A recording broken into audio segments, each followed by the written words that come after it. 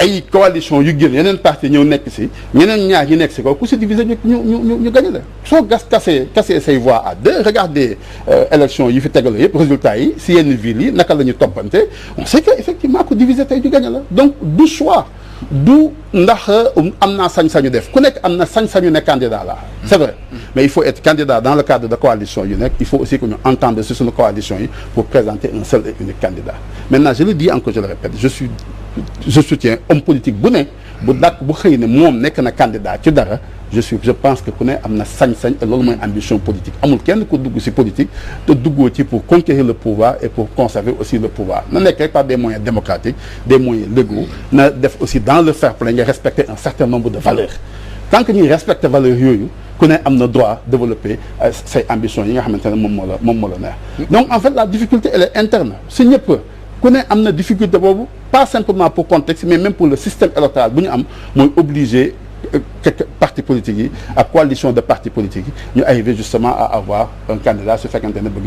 nañu justement ñu ngi wax ci système sànq sax gis nañ la ci début émission bi daanaka nga xaw cee xuus mu di découpage bi nga xam ne def nañ ko ci yenn ci ay dëkk ci réewum Sénégal mais buñ gisee daanaka Dakar rek lañ découpé yow nga ne xëy na département bu Dakar la ñuy viser pourtant pourquoi demul ci yeneen yi non dañuy tester on teste ndax na jàll fële bu jàllee ñu effectivement essayer Dakar xam nga dëkk bi lu ñu war a def et ça il faut que mu nekk xeexu journalistes yi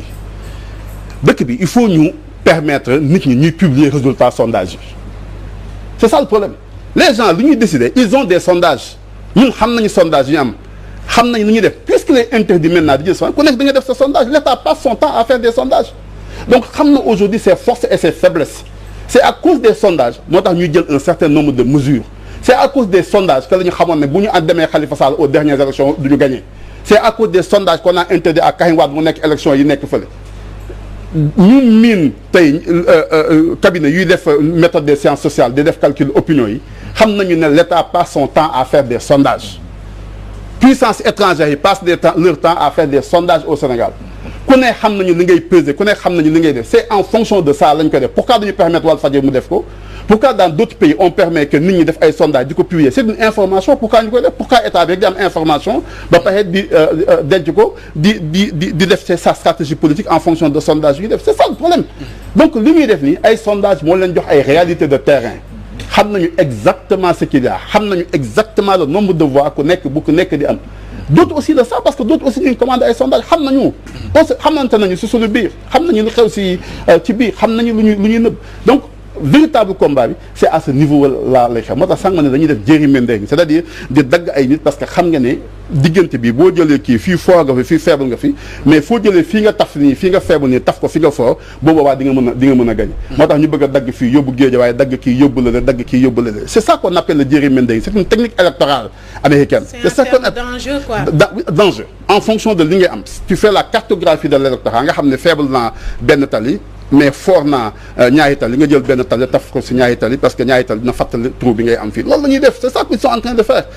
c'est tellement difficile xam nañ ne boo ko toogee di ko expliquer Sénégalais kenn du ko comprendre donc ils vont dire que de toute façon ça va passer dafay jàll et cetera mais résistance yi ngay am tey sur le terrain wane na ne lu fekkente ne dañ ko doon def pour lu gën si peuple la xam nga liy jaaduwul. ñoom dañu rapprochement peuple beeg administration yi. alors vous avez un pays qui fait 196 000 et quelques kilomètres carrés demal xool exemple Mali 1 million et quelques kilomètres carrés regardez exemple France regardez amul benn commune d'arrondissement bu toll ak benn commune bu am beneen si beneen déw amul fii l'administration xanaa léegi la 17 régions la ñu commencé woon am benn gouverneur muy gérer région yëpp mais c'est en fonction de ay problèmes du moment qu'on dit écoute nañu dagg fii nañu yokk kii nañu yokk li loolu la ñu war a bàyyi il faut qu'on arrête ces choses là et beneen chose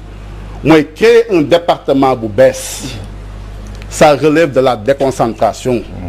jotewul dara ak communes yi décentralisation lay lever on aurait pu créer un département de Keur Massar bàyyi communes yi fa nekkoon nañu mel qu'est-ce qui change les deux techniques n'ont absolument rien à voir absolument pas donc aujourd'hui dañu lay dugal si ay terrains ay non dañuy def des saltages dañuy rapprocher l'administration de tel dañuy rapprocher lii dañuy rapprocher lii alors prenez la région de Tambacounda le gouverneur wala gouverneur qui est dans la région de Kaolack